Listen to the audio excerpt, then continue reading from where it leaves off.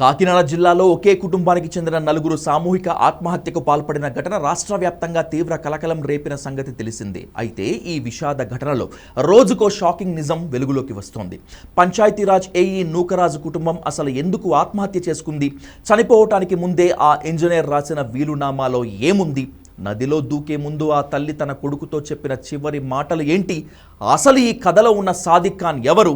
ఈ కేసును పోలీసులు ఏ విధంగా దర్యాప్తు చేస్తున్నారో వీటన్నింటికి సంబంధించిన పూర్తి ఇన్సైడ్ స్టోరీని ఇప్పుడు చూద్దాం.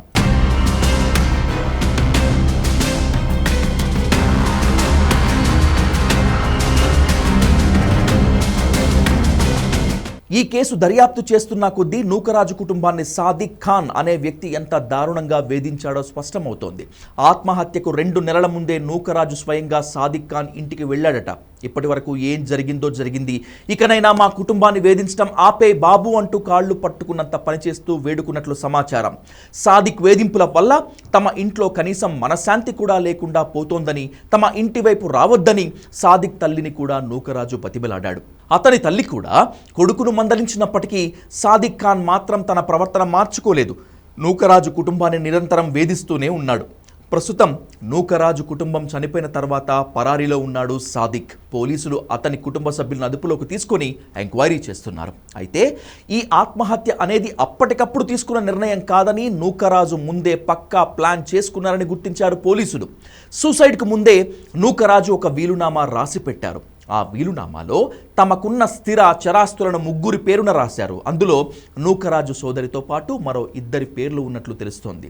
అయితే ఇక్కడ విచిత్రమైన బాధాకరమైన విషయం ఏమిటంటే, తమతో పాటే చనిపోతాడనుకున్న మనవడు కార్తికేయ పేరు మీద నూకరాజు ఎలాంటి ఆస్తి రాయలేదు.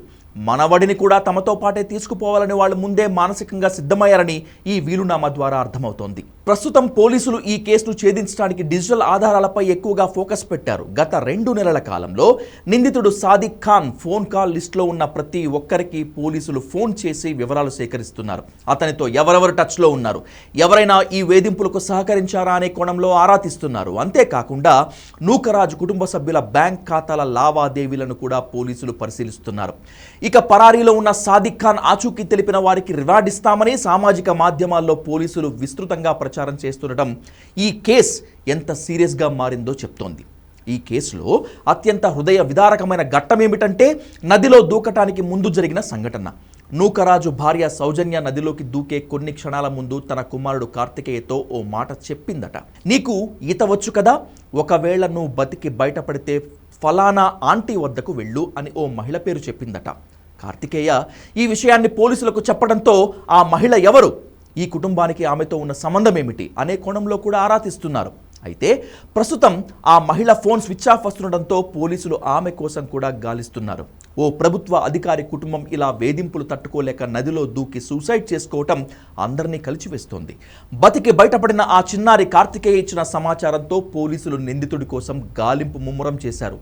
మరి సాదిక్ ఖాన్ దొరికితే కానీ ఈ కేసు వెనక ఉన్న పూర్తి నిజాలు బయటపడవు.